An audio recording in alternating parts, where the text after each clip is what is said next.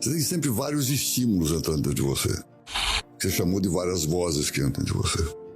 Como é que você distingue aquele que é o melhor? Primeiro,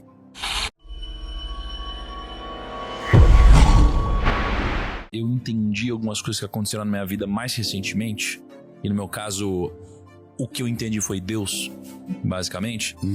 Isso daqui te permite ter um senso de gratidão completamente diferente. E imediatamente o seu senso de devolver para o mundo, ele acelera. Esse momento ele é antecipado. Então eu reconheço que muito do que eu tô fazendo hoje eu só consigo fazer por alguns talentos que eu recebi e por ocasiões, situações que apareceram e aconteceram na minha vida. Logo eu tenho uma responsabilidade muito grande de trazer isso de volta. E já que a gente tá falando um pouquinho sobre isso, eu vou contar uma história para chegar numa pergunta que ela é simples, mas ainda será muito poderosa, porque é uma pergunta que para algumas pessoas é muito banal, mas talvez para outras seja o segredo do sucesso, que é o seguinte: eu percebo que a maioria das coisas que a gente deveria fazer a gente já sabe. Então eu sei que eu não posso ir na rua e brigar com alguém de graça, não adianta eu ficar xingando alguém de graça, não adianta eu exercer um poder onde eu vou machucar alguém erroneamente, né? Eu sei que, eu quero emagrecer, eu vou fazer exercício e comer direito. Então, a maioria das coisas a gente já sabe o que a gente precisa fazer, né? Estudar, eu tenho que ler um livro, a gente já sabe. Mas, tem uma história que eu tava em Maringá ontem, eu contei pro pessoal que tava no evento, que eu tava contando um pouquinho sobre um aprendizado em relação à história de Adão e Eva. Então, Adão e Eva, né, o que aconteceu ali, né, na criação do mundo e tal, é que, a mulher, ela foi tentada pela serpente a comer o fruto, né, comeu lá o fruto, adquiriu conhecimento e dali, veio o pecado, né. E nesse momento, né, Deus estava procurando por Adão, falou: Adão, cadê você? Né? E o Adão estava se escondendo ali. E aí Deus falou assim: Adão, por que você está se escondendo? Aí Adão disse assim: eu estou me escondendo porque eu estou nu. E aí Deus perguntou: mas quem disse que você está nu? Então perceba, ele estava nu até aquela hora.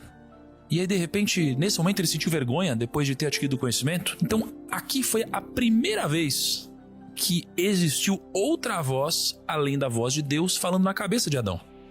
Coisas do tipo: não, você não pode ficar assim, não sei o que. Outras vozes começaram a confundir a cabeça dele. E aí, na nossa vida, eu acredito que várias vozes falam na nossa cabeça ao mesmo tempo. E às vezes, uma dessas vozes é a voz de Deus.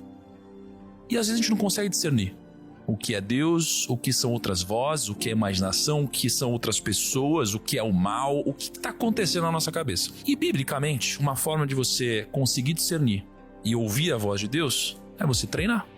É a devoção, é a constância, é a oração, é você buscar isso. Uma hora começa a ficar cada vez mais fácil até que você consegue reconhecer essa voz com mais facilidade. Vindo para um mundo um pouco mais cético, na nossa vida, a gente tem várias decisões para tomar. Todas as decisões, elas trazem muitas vozes ao mesmo tempo. Então eu tenho um brigadeiro na minha frente. Eu tenho uma voz dizendo coma. E eu tenho uma voz dizendo: você não pode, você tá de dieta. E tem outra voz dizendo: não, depois você malha. Não sei o que lá.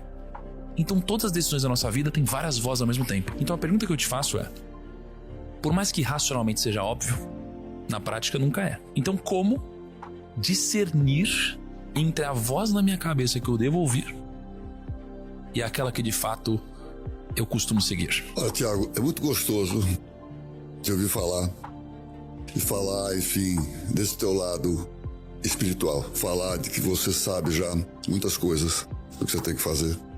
E depois vou entrar um pouquinho nisso, que a gente nunca sabe tudo.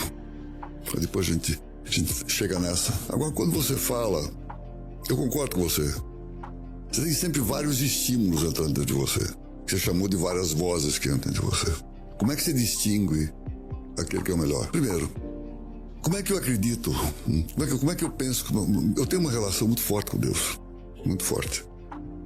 E quando eu começo a pensar nesse mundo, por que eu nasci aqui e não nasci no Afeganistão? Por que eu fui contemplado desse jeito? Quando você começa a colocar uma coisa dessa assim, tá? Você começa a fazer uma certa confusão. Acontece que você vem ao mundo e Deus te dá o livre-arbítrio, que é você que vai decidir mesmo dentro do ambiente que você estiver, seja aqui ou no Afeganistão, como é que você vai se comportar na vida? Dentro desse livre-arbítrio, você tem que fazer as suas escolhas. E você tem que escolher qual é a voz que você vai ouvir. E você tem que se treinar para isso. Seja um cara do bem. Siga as coisas que você desenvolve. O fundamental é você seguir as coisas que você determinou na sua vida. Na minha vida, sempre, eu tive com a meta minha, lá na frente que eu puxo, para onde eu vou. Minha meta está assim, felicidade. Eu sempre quis caminhar e quero caminhar em direção à felicidade. Essa é a meta da vida para mim. Como é que isso vai interferir para mim? Eu tenho outras coisas também de meta, tá? Vou entrar depois no aprender e compartilhar. Mas como é que a felicidade vai me decidir se eu como brigadeiro ou não como brigadeiro? Claro que vai. Porque você vai decidir entre a felicidade momentânea e a felicidade maior. Você comeu brigadeiro, que gostoso, comi, dele dá uma delícia. Dali um pouquinho vai estar um sentimento de culpa. Putz, eu sei que eu tô gordo, eu sei que eu tô... Esse livre-arbítrio, você tem que exercitar. E a maneira de você exercitar vai ser o seguinte: eu caminho em direção à felicidade. Você está aqui nas coisas que você está fazendo, com todo o sucesso que você, os meninos aqui estão tendo, tá? Tem como meta, tudo que eu faço, minha meta principal, eu quero ser feliz. E decide quantos brigadeiros você quer comer. E decide quantos que vocês querem trabalhar aqui. E decide quantos vocês querem fazer coisas para os outros. Você põe como rumo. Porque veja, a própria satisfação do que vocês estão fazendo, não apenas ganhar dinheiro, a realização que vocês estão fazendo. Falando com os primos, falando com gente. E sentindo que essas pessoas interagem com vocês e te valorizam. Essa é felicidade, cara. É felicidade que não tem dinheiro que pague. Claro que tem que ter dinheiro, estou trabalhando aqui, pô. Não tem que trabalhar de graça, pô. Tá, tem que ganhar dinheiro também. Mas, pô, e essa turma aqui? Quantas pessoas tem? Quantos seguidores você tem, cara? Por que você tem seguidores? Porque o pessoal, achei engraçado que eu tava no nome primo. Não era isso. É pelo que você faz, pelo que você fala. Quando você vê isso, você tem que se sentir feliz, cara. Exercita o rumo na tua vida de ser feliz.